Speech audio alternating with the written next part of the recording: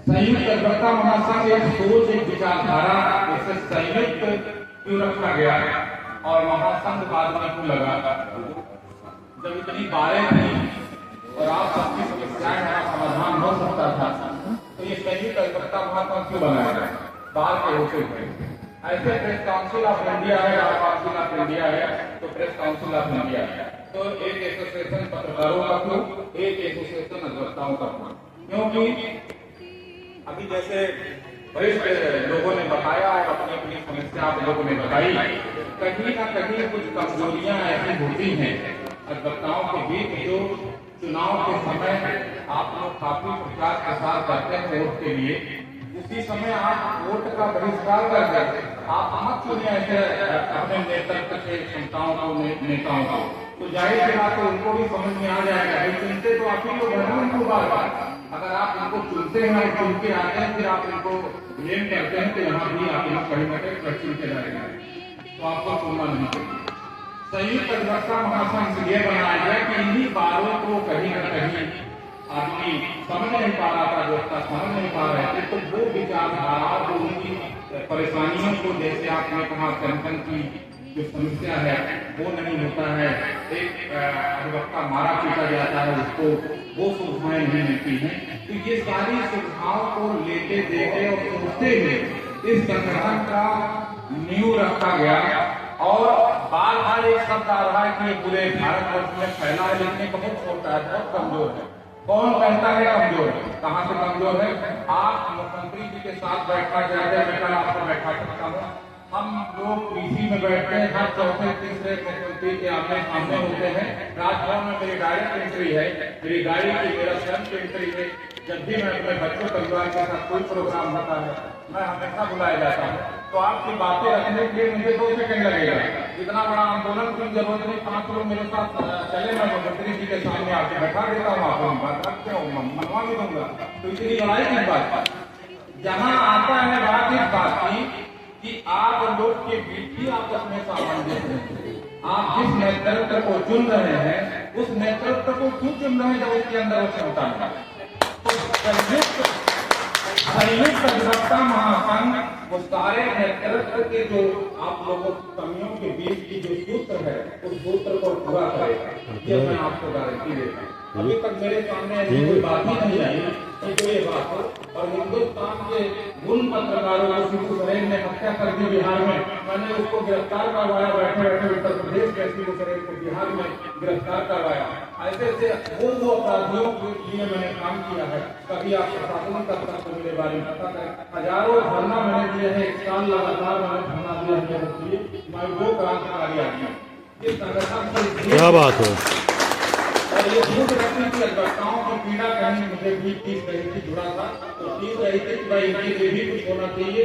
2015 में वो विचारधारा हमने रखी 5 लोगों के साथ, 6वां मैं था, और फिर उसके बाद एक बंद कमरे में जैसे आरएसएस चलता है वैसे मैं भी चला, और बंद कमरे में चलते चलते चलते चलते 1 साल हुआ और उसका एक नींव रखा गया, और उसके ठीक के करीब नहीं होंगे तो 100-200 अधिवक्ता उसको जुड़े। और उसके बाद एक युवा के रूप में देवेंद्र प्रताप सिंह चौहान मिले, जिनको मैंने पहली बार प्रदेश अध्यक्ष युवा बनाया उत्तर प्रदेश का। उस प्रदेश अध्यक्ष उत्तर प्रदेश के युवा ने तभी से उसमें जान डाल दी।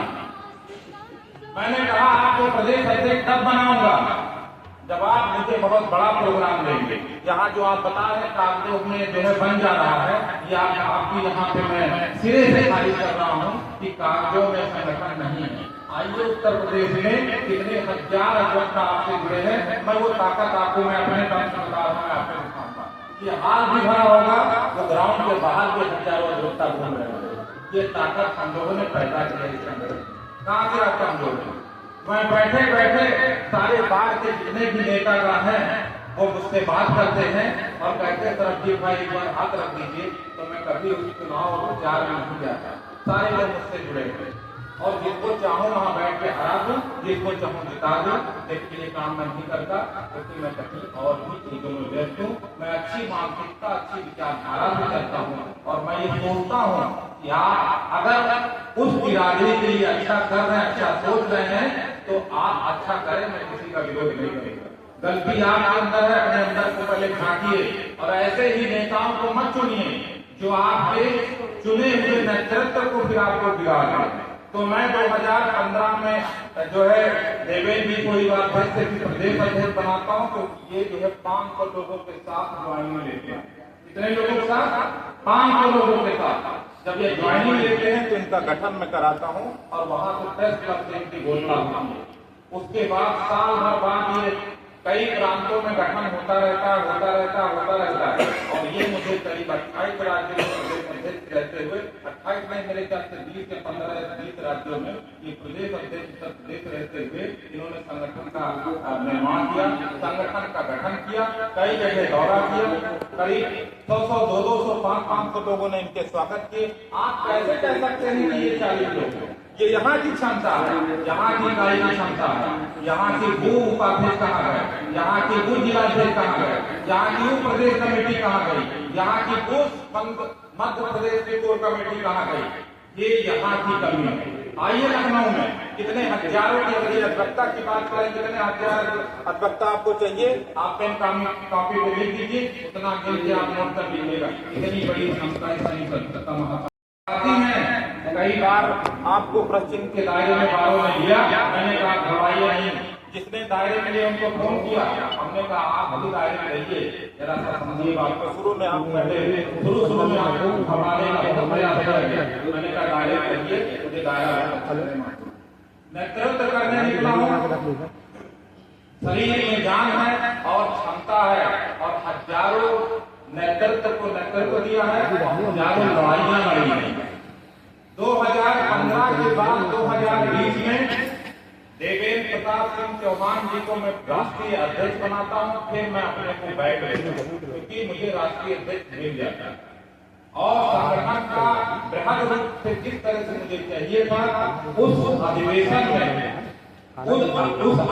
में इन्होंने हजारों लोगों की भीड़ के साथ फोटो फुटेज सब है, वीडियो है, आप देख के हजारों अधिवक्ताओं के साथ इन्होंने ज्वाइन किया और माला और फूल माला पहनाने का तांता लगा था। 1.5 क्विंटल का माला इनके ऊपर लगा था, गर्दन की पेड़ी ये मामला है। ये सही कलकत्ता महासंघ की क्षमता है और हमारे राष्ट्रीय महामंत्री जी राजदीप जो ऑनलाइन जो है घोषणा कर रहे हैं, मैं उनको धन्यवाद देता हूँ। यही करने के लिए भी अगर एक पदाधिकारी अगर ऑनलाइन जरा सा फोटो और फुटेज भी लगाना चालू कर दे तो संगठन का विस्तार बहुत विस्तृत हो जाएगा। एक महिला माला बेचती है प्रयागराज में और सोशल मीडिया उसे हीरोइन बना देता है। सोशल मीडिया की वो क्षमता है। आप लोग कहाँ बैठे हैं? मैं ज्यादा नहीं बोलूंगा, आगे जवाब कहेंगे, जिन बातों को कहेंगे वो मैं आपको लेके इधर के रूप में आऊंगा। माननीय अध्यक्ष जी ने मुझे आग्रह किया आप पहले बोलिए, मैंने कहा नहीं आप पहले बोले, फिर मैं बोल दूंगा, लेकिन उनका समय आ रहा है। मैं इसी के साथ विराम देते हुए सभी को धन्यवाद देता हूँ। जय हिंद, जय भारत, भारत माता की।